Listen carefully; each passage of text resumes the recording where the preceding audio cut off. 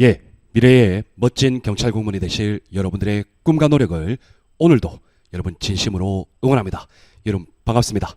독한경찰학원 경찰학을 전임하고 있는 서진호입니다. 자, 여러분 이제 우리 동영상 수업으로 제 32강 수업이 되겠습니다. 자, 여러분 우리가 29강 수업에서는 영국 경찰의 역사와 제도, 자 그리고 30강 수업에서는 미국 경찰의 역사와 제도, 그리고 31강 수업에서는 독일 경찰의 역사와 제도, 자 그러면 이번 32강 수업에서는 프랑스 경찰의 역사와 제도를 살펴볼 겁니다. 자, 우리가 경찰 제도를 논할 때, 경찰 제도를 공부할 때 이러한 경찰 제도는 크게 세 가지 패러다임이 있다라고 말씀을 드렸습니다. 자, 가장 먼저 첫 번째는 경찰권이 국가 단위에 집중 귀속되어 있는 중앙집권형 경찰제도가 있죠. 자, 그리고 완전한 자치경찰에 근접해 있는 자치, 즉 분권형 경찰제도가 있습니다. 자, 그리고 세 번째는 이러한 중앙집권적 형태와 분권적 형태가 혼용되어 있는 통합형 경찰제도가 있죠. 자, 그러면 여러분 한번 정리하면 우리가 가장 먼저 배웠던 영국 경찰은 중앙집권 자치가 혼용 시행되고 있는 통합형에 가까운 경찰제도였습니다. 자, 두 번째 배웠던 미국은 여러분들 거의 완전한 자치경찰입니다. 따라서 극단적인 분권형 경찰제도였죠. 자, 그리고 우리가 저번 시간에 배웠던 독일의 경우에는 일단 여러분들 중앙집권, 분권이라는 통합형 경찰제도의 모습을 취하고 있지만 그 본질을 들여다보면 이런 분권적 자치단체에서 시행하는 주 경찰도 결국에 경찰 사무 제도는 국가 경찰 제도의 형태였다라는 특수성이 있다라고 말씀을 드렸습니다. 자, 그런데 여러분들 오늘 우리가 배우는 32강 수업의 주제인 프랑스 경찰은 여러분들 중앙집권적 경찰제도입니다. 그래서 여러분들 프랑스 경찰 이꼬르 중앙집권형 경찰제도라는 것을 일단 여러분들 머릿속에 넣어 두시기를 바랍니다. 경찰권이 중앙정부에 거의 90% 귀속되어 있는 중앙집권형 경찰제도다. 이해되셨죠? 자, 그러면 여러분들 본격적인 내용을 살펴보기 전에 일단 프랑스 경찰의 역사와 관련해서 여러분들 일단 배경을 이해하셔야 됩니다. 여러분 우리가 일반적으로 프랑스라고 하면 역사적 사건이 여러분들 대표적으로 두 가지가 있어요. 첫 번째는 프랑스 혁명입니다.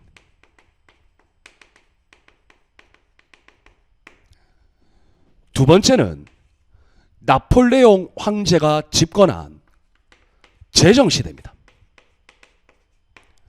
그리고 세 번째가 이러한 제정시대 이후에 이제 여러분들 근대시대로 구분합니다. 이해되셨습니까? 따라서 프랑스 경찰의 역사는 다음과 같은 세 가지 단계로 구분할 수가 있는 거죠. 첫 번째는 프랑스 혁명 이전 시대입니다. 어떻게 보면 중세 시대죠. 자, 다음 여러분 두 번째가 프랑스 혁명부터 나폴레옹 집권의 제정시대까지의 경찰 역사가 구별될 수 있습니다. 자, 그리고 나서 제정시대 이후인 근대시대로 구분할 수 있는 거죠. 자, 그래서 여러분들께서는 프랑스 경찰의 역사와 관련해서 대표적 사건 프랑스 혁명, 나폴레옹 집권 제정시대, 그리고 근대 시대를 머릿속에 떠올려 주시고 프랑스 혁명 이전 첫째, 둘째는 프랑스 혁명부터 제정시대까지. 자, 그리고 세 번째가 제정시대 이후에 해당하는 근대시대. 여러분 이렇게 크게 세 가지 시대로 일단 구별하시는 게 좋겠습니다. 자, 그러면 여러분들 프랑스 경찰의 역사를 이해하는 데 크게 도움이 될 수 있겠죠. 자, 다음 여러분들 프랑스 경찰의 제도와 관련해서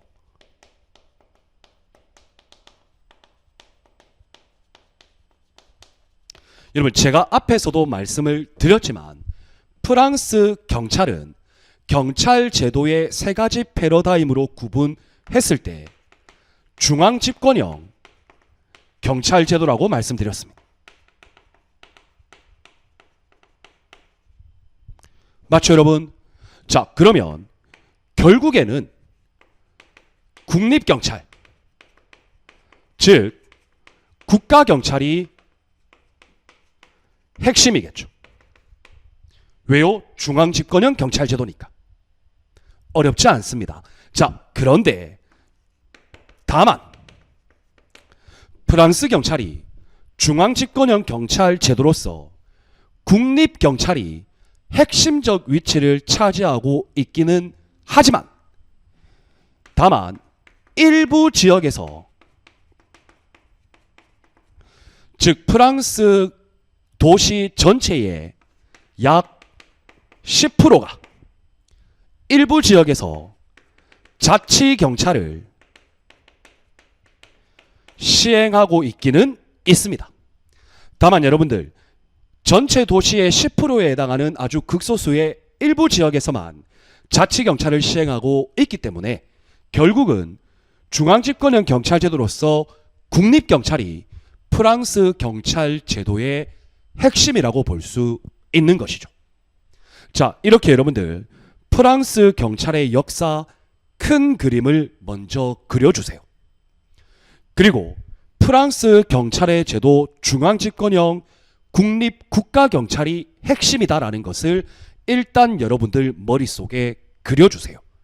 자, 이걸 먼저 그려놓고 프랑스 경찰 역사 제도를 구체적으로 살펴보면 여러분들 크게는 어렵지 않게 이해하실 수 있겠습니다. 오케이? 좋습니다. 자, 그러면 여러분들 첫 번째 프랑스 경찰의 역사입니다. 자, 앞에서도 말씀드렸지만 프랑스 경찰의 역사는 프랑스 혁명 이전 이해되셨습니까? 1789년 프랑스 혁명이죠. 이거 뭐 연도까지 아실 필요는 당연히 없죠. 자, 프랑스 혁명 이전 시대의 경찰, 프랑스 혁명부터 제정시대까지의 경찰, 근대시대의 경찰, 우리가 큰 그림을 이미 앞에서 그렸습니다. 자, 그러면 그 첫 번째로 여러분들 프랑스 혁명 이전 시대입니다. 자, 여러분들 중세 프랑스는 절대 군주 시대였죠. 맞죠? 이 절대 군주 시대를 바탕으로 각 지역에 봉건영주들이 자리 잡고 있었죠. 말 그대로 절대 군주 시대입니다. 그리고 여러분들 이 내용은 우리가 14세기 말 프랑스 경찰 개념을 공부하면서 국가의 질서에 있는 상태, 맞죠 여러분? 국가 목적 전체였죠. 따라서 절대 군주 시대였죠. 일단 여러분들 어느 정도의 배경은 알고 있습니다. 자, 여러분 프랑스 혁명 이전에 절대 군주 시대에서는 일단 첫 번째 여러분들 로마의 법률과 경찰 제도를 따랐습니다. 이건 여러분들 그냥 한번 읽고 넘어가시면 돼요. 크게 어렵지가 않습니다. 자, 다음 보시면 여러분들 경찰 역할을 수행하는 것으로 국왕 친위 순찰대라는 것이 있습니다. 국왕 친위 순찰대, 우리는 이것을 프레보라고 합니다. 프레보. 자, 여러분들 이건 뭐냐면요, 절대군주 시대의 수도였던 프랑스 파리. 자, 여러분들 어떤 시대든 절대군주 시대든 뭐 절대군주 시대가 아니든 결국에는 여러분들 수도에 대한 치안 유지가 절대군주 시대를 뒷받침하는 가장 강력한 근거가 될 수 있죠. 맞죠, 여러분? 중앙집권적 절대군주 시대에는 일단 수도가 안전해야 됩니다. 자, 그래서 여러분들 중세시대 1032년에 여러분들 프랑스의 수도인 파리, 이 파리 내의 치안을 유지하려는 목적으로 국왕이 국왕친위 순찰대를 창설합니다. 즉 다른 말로 프레보를 창설하는 거죠. 그래서 수도인 프랑스 파리 내의 치안을 유지함과 더불어 국왕의 절대 군주 정치를 강력하게 도모하는 거죠. 딱 봐도 여러분들 중앙집권적이죠. 이해되셨습니까? 자, 그래서 국왕친위 순찰대인 이 프레보는 재판과 경찰 역할을 담당했습니다. 즉 사법기관으로서의 역할과 경찰기관으로서의 역할을 동시에 담당했죠. 그만큼 그 권한이 막강했다. 자, 그런데 여러분들 이 프레보를 우리 후의 학자들은 오늘날 경찰서장의 시초라고 판단하고 있어요. 이때 여러분들 아직은 프랑스 파리가 그렇게 넓은 지역은 아니었겠죠. 그래서 여러분들 경찰서 정도로 판단하고 있는 거예요. 자, 그래서 여러분들 머릿속에 연도까지는 알 필요 없습니다. 중세 1032년에 국왕이 자신의 절대 군주권을 강화하기 위해서 수도인 파리의 치안을 절대적으로 유지하는 게 필요해 보이더라. 그만큼 중앙 집권 체제를 유지하는 게 중요하더라. 이러한 판단하에 국왕친위 순찰대인 프레보를 창설했고, 이 프레보는 파리 내에서 사법 재판 업무와 경찰 업무를 담당했다. 자, 그리고 후에 우리 역사적 의의는 프레보 이꼬르 오늘날 경찰서장의 시초라고 해석한다. 자, 그래서 여러분들 이 국왕친위 순찰대인 프레보는 실제 우리 시험에 언급된 적이 있어요. 여러분 나중에 우리 기출문제 보다 보면 출제된 적이 있다라는 것을 알게 되실 겁니다. 이해되셨습니까? 좋습니다. 자, 조금씩 이렇게 중앙집권적 형태를 취하다가 11세기 똑같은 천년도죠. 이때 여러분들 자치경찰이 잠깐 출연합니다.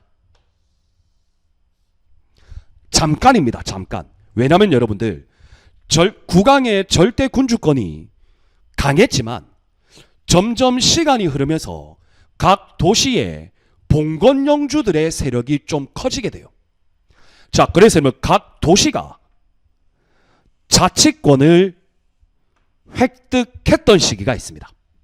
자, 그래서 각 도시마다 경찰권을 행사할 장을 선출합니다.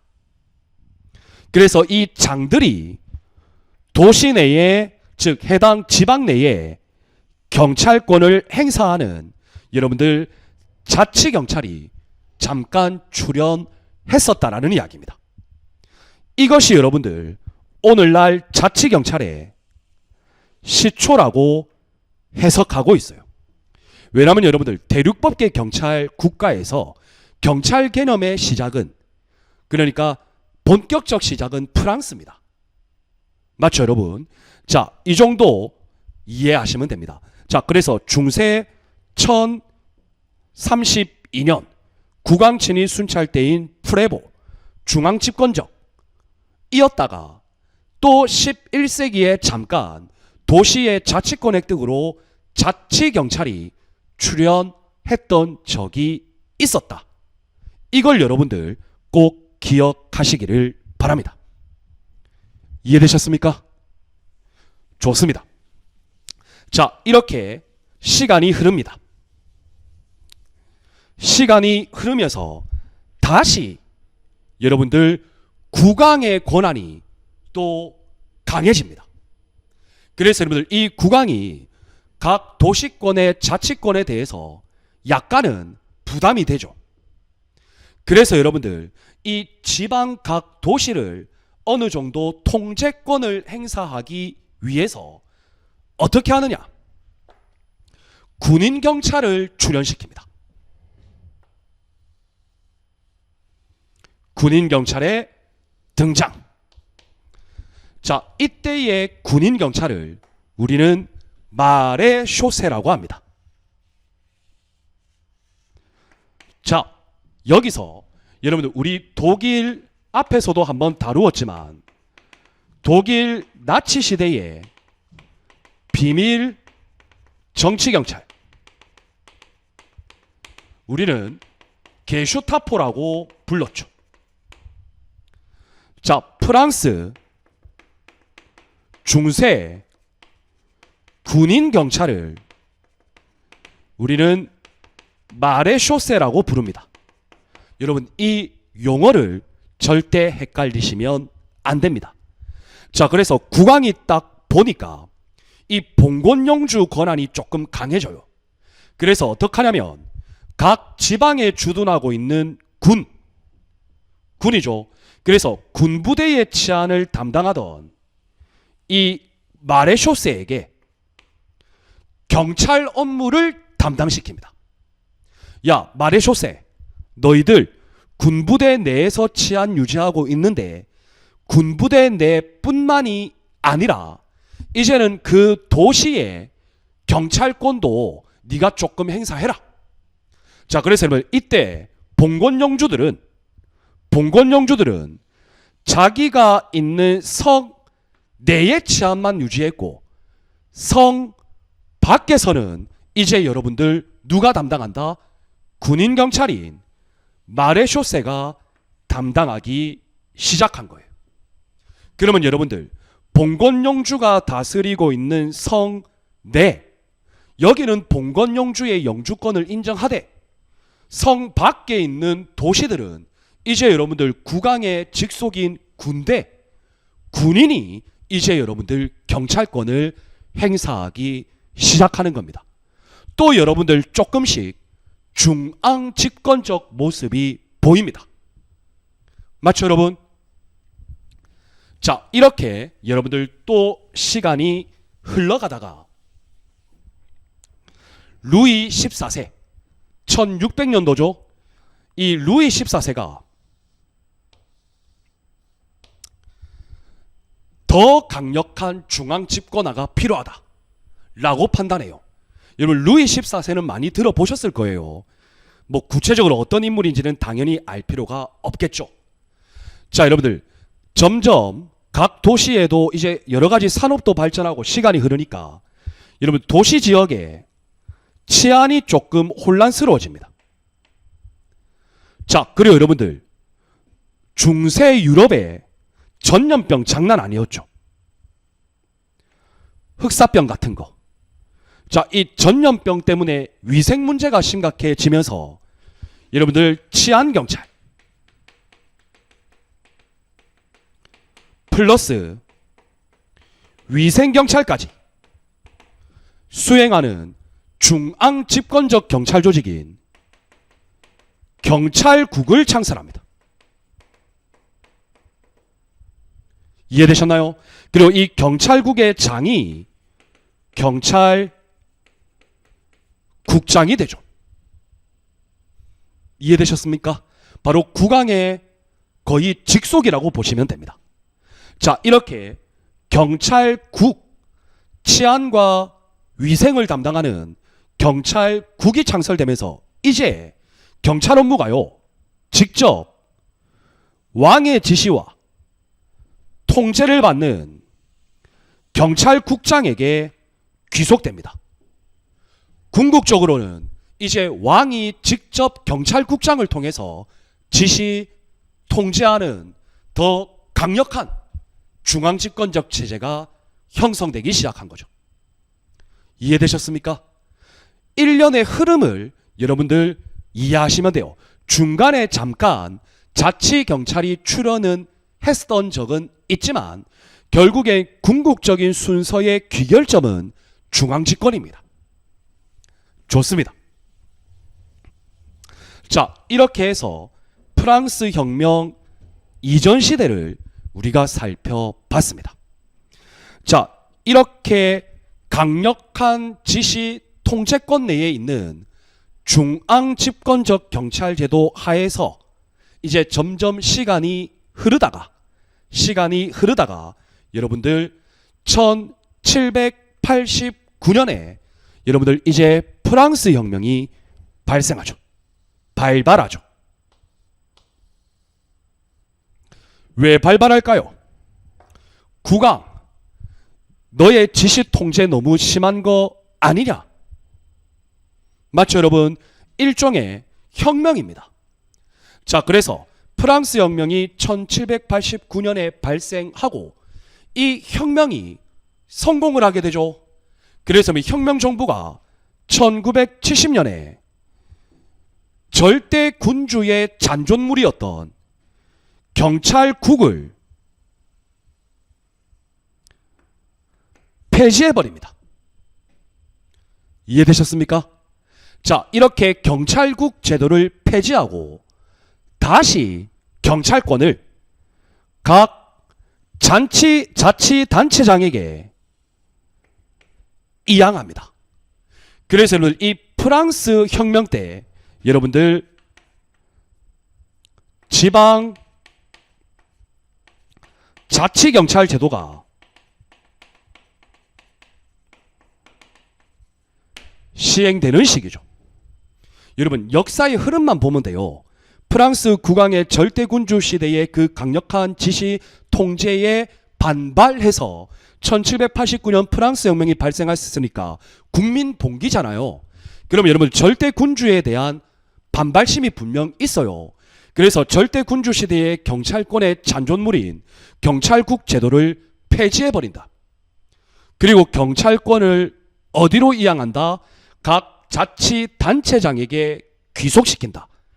이렇게 하면서 여러분들 지방경찰 체제가 수립된 거죠. 이해되셨죠, 여러분? 프랑스 혁명. 어려운 내용은 아니에요. 프랑스 혁명의 핵심은 여러분들 중앙집권적 경찰제도 하에서 경찰권이 지방자치단체장에게 다시 귀속되었다라는 거. 이걸 기억하셔야 됩니다. 자, 이렇게 프랑스 혁명 이후에 시간이 조금 흐르다가 나폴레옹이라는 인물이 등장합니다. 자, 그래서 나폴레옹은 1799년에 제정을 수립합니다. 그래서 나폴레옹 자신을 제정을 수립하고 나폴레옹 자신을 황제라 칭했죠. 그래서 프랑스 역사 최초의 황제 나폴레옹입니다. 자, 그리고 여러분들은 나폴레옹을 떠올리시면 전쟁을 빼놓을 수 없죠. 맞죠, 여러분?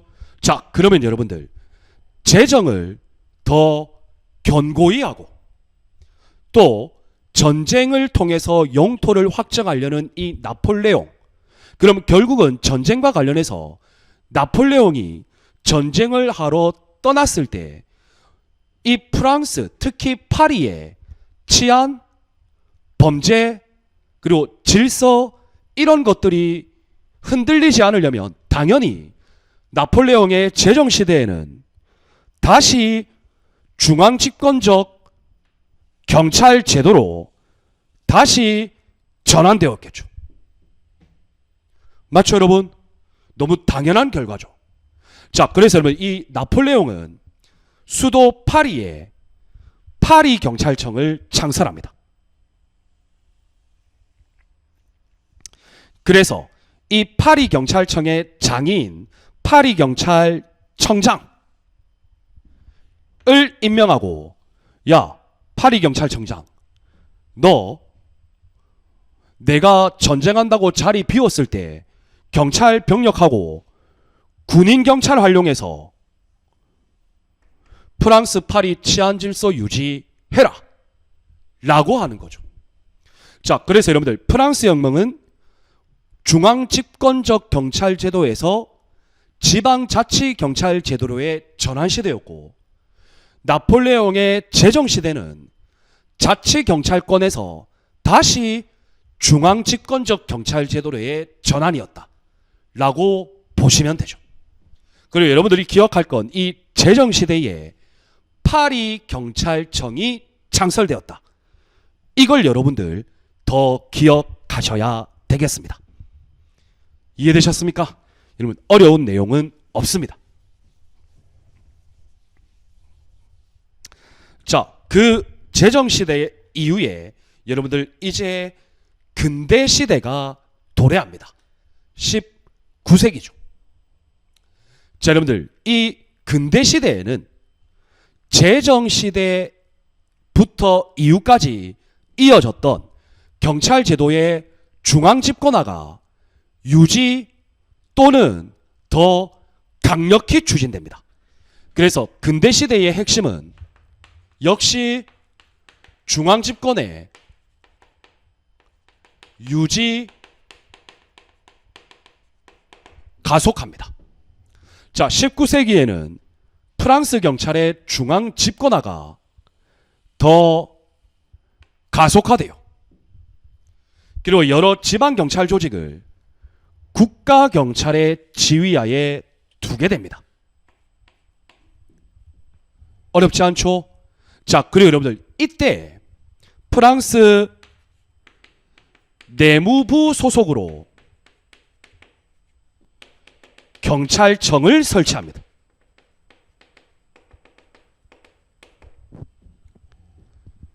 이해되셨죠? 자, 그리고 여러분들 파리 경찰청은 이때부터 제복을 착용합니다. 여러분, 앞에서 말했던 내무부 소속 경찰청이 파리 경찰청 아니에요. 여기서 말하는 파리 경찰청은 수도 파리의 치안 질서를 담당하는 것에 국한되는 거예요. 이해되셨죠? 그리고 여기서 말하는 경찰청이 국가 전체 국립경찰입니다. 자, 그리고 시간이 흘러서 여러분들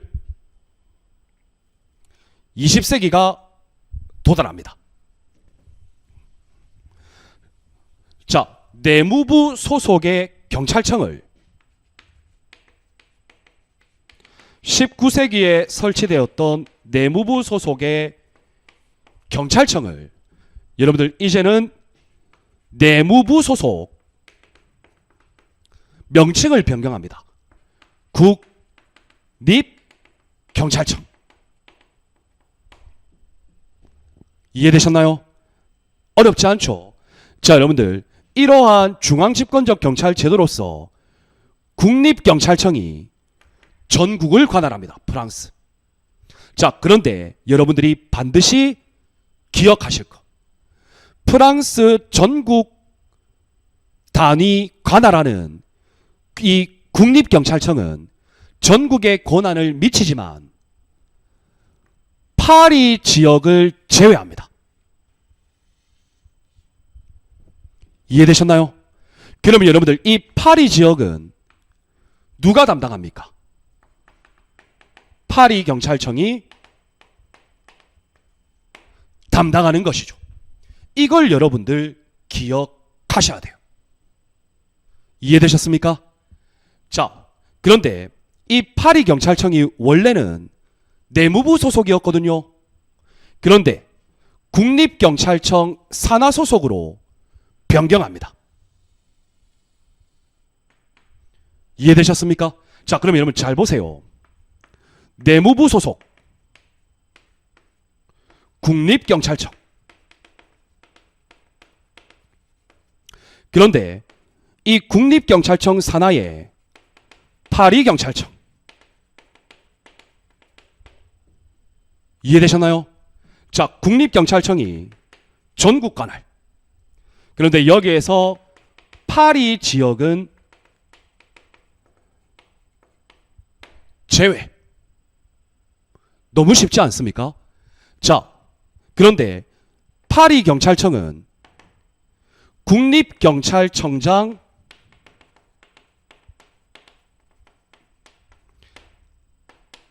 감독이 아니라 소속은 국립경찰청 소속인데 국립경찰청장의 소속이 아니 지휘 감독이 아니라 내무부 장관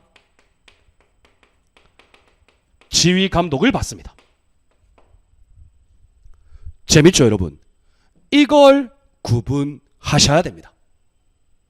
오케이? 자, 그리고 이 내용은 또 조금 있다가 제가 한 번 더 언급 드리도록 하겠습니다.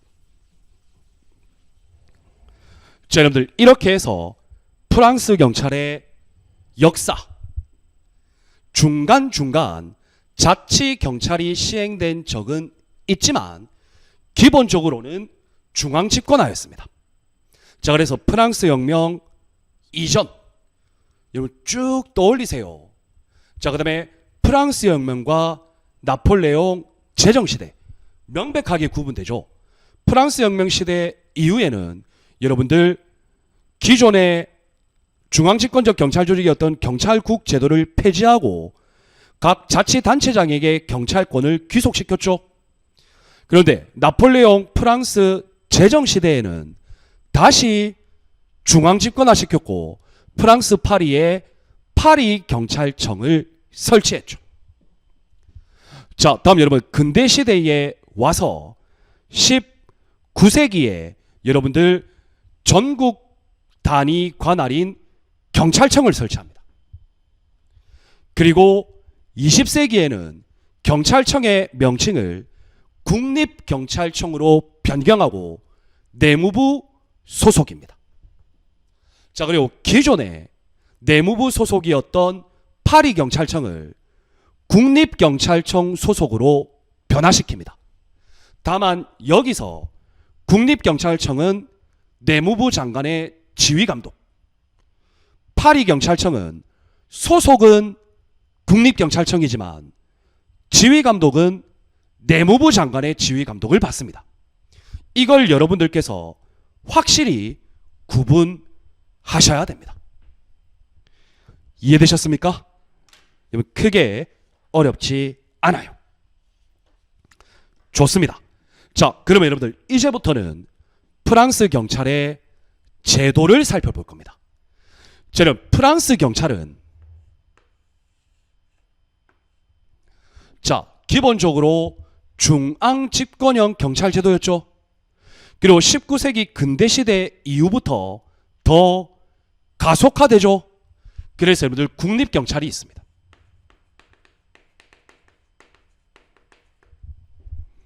어렵지 않죠. 맞죠, 여러분? 자, 다음 여러분들. 그럼에도 불구하고 아직까지 군인경찰이 유지되고 있습니다. 나중에 다 설명합니다. 자, 그리고 여러분들 지방경찰이 있어요. 이해되셨나요? 다만 이 지방경찰은 뭡니까? 약 10% 정도 자치경찰을 시행하고 있다. 제가 여러분들 가장 앞서서 설명을 드렸죠. 가장 핵심은요, 프랑스 경찰은 이 국립경찰이 중요하죠. 자, 그러면 여러분들 첫 번째, 국립경찰 내무부 장관.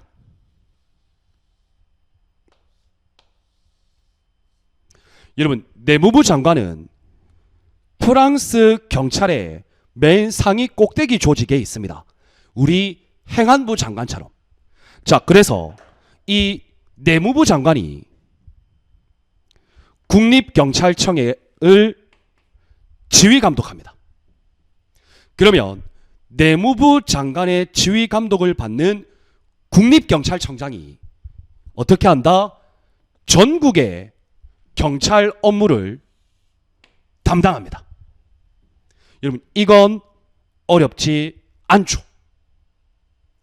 자, 다음 여러분들, 우리 대한민국의 경찰청처럼 프랑스의 국립경찰청이 있죠. 자, 역사를 볼까요? 19세기 경찰청, 20세기에 국립경찰청, 이렇게 바뀌었죠. 자, 좋습니다. 그러면 이 국립경찰청의 장인 국립경찰청장은 내무부 장관의 지휘 감독을 받으면서 출입국 관리,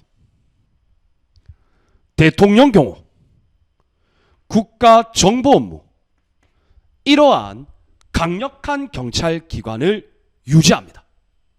그런데 여러분, 참 웃긴 게요, 이렇게 강력한 중앙 집권적 경찰 제도인데 그럼에도 불구하고 이 프랑스는 너무 강력한 경찰 국가 아니냐 라는 비난이 없어요. 신기하죠? 그 이유는 여러분들 다음과 같습니다. 여러분들, 이 국립경찰청장 있죠? 국립경찰청장 민간인입니다.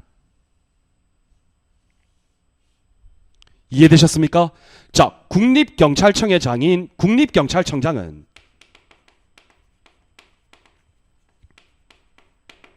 민간인이 임명돼요. 민간인이 임명되니까 여러분들 눈치 볼 필요 없죠. 자기 소신대로. 이해되셨나요?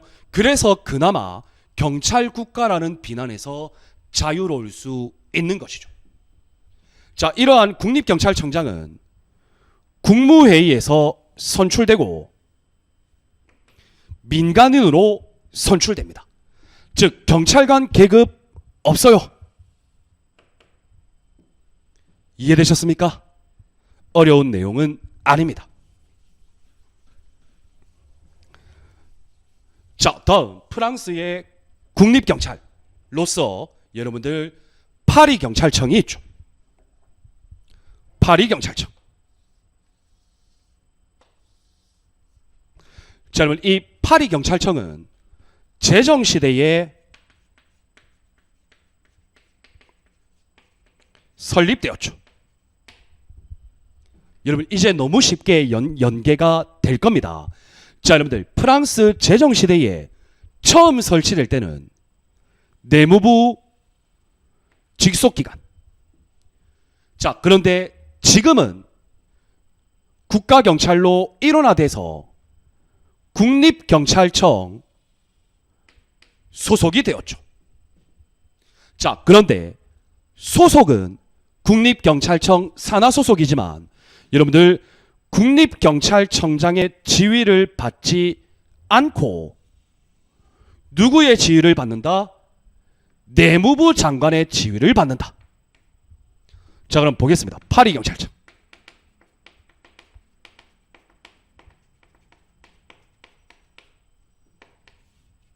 소속 국립경찰청 소속. 지휘감독은 내무부 장관. 이해되셨나요? 그만큼 여러분들, 수도인 프랑스 파리에 대한 지휘감독을 내무부 장관으로부터 받도록 함으로써 더 강력하게 유지하는 거죠. 그래서 이 파리경찰청은 프랑스 파리 그리고 주변 세계도의 치안 책임을 맡고 있습니다. 뭐 이것까지는 알 필요 없고요. 자, 그러면 파리경찰청의 장인 파리경찰청장은 내무부 장관의 지휘 감독을 받으니까 내무부 장관의 추천 그리고 대통령이 임명합니다. 재밌지 않습니까? 여러분, 국립경찰청장.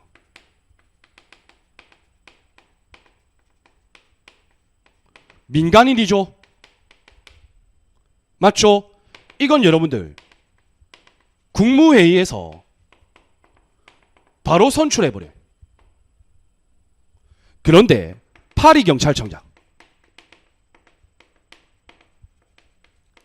소속은 국립경찰청 소속이지만 지휘감독은 내무부 장관의 지휘를 받으니까 내무부 장관 추천. 그리고 여러분 수도잖아요. 대통령 임명.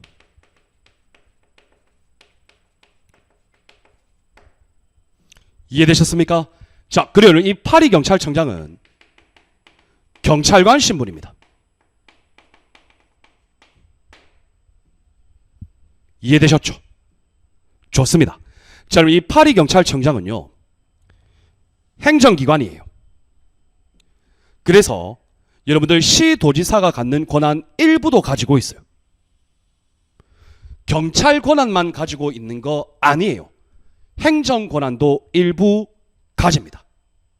자, 그리고 소속은 국립경찰청 소속이지만 여러분들 독자적 권한을 가지죠. 당연히 내무부 장관의 지휘 감독을 받는 것이죠. 자, 그래서 여러분들 이 파리경찰청은 행정 업무도 담당한다. 일반 행정 업무 플러스 경찰 업무까지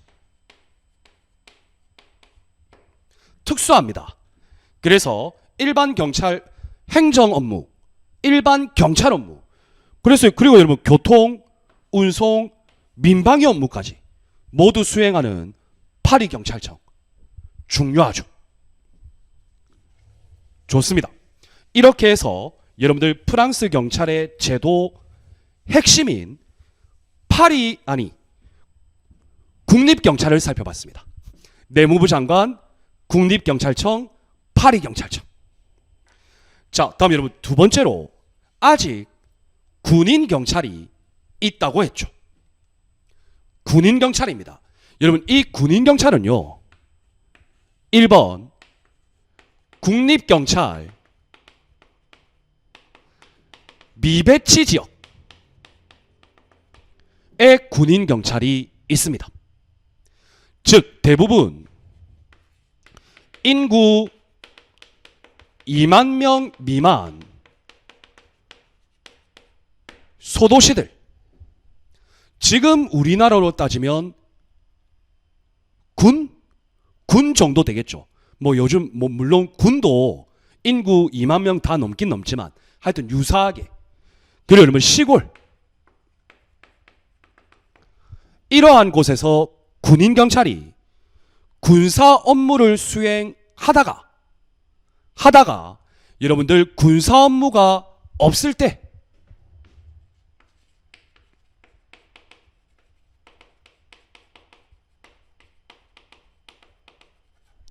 군인경찰 업무를 수행하는 것이죠.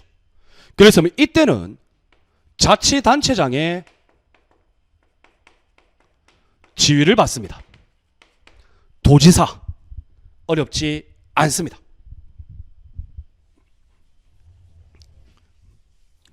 자, 다음 여러분들 지방경찰인데요. 지방자치경찰. 이건 여러분들 크게 생각하실 필요 없어요. 일단 여러분들 자치단체장은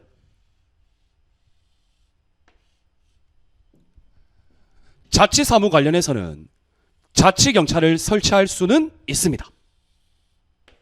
즉 설치권은 있다.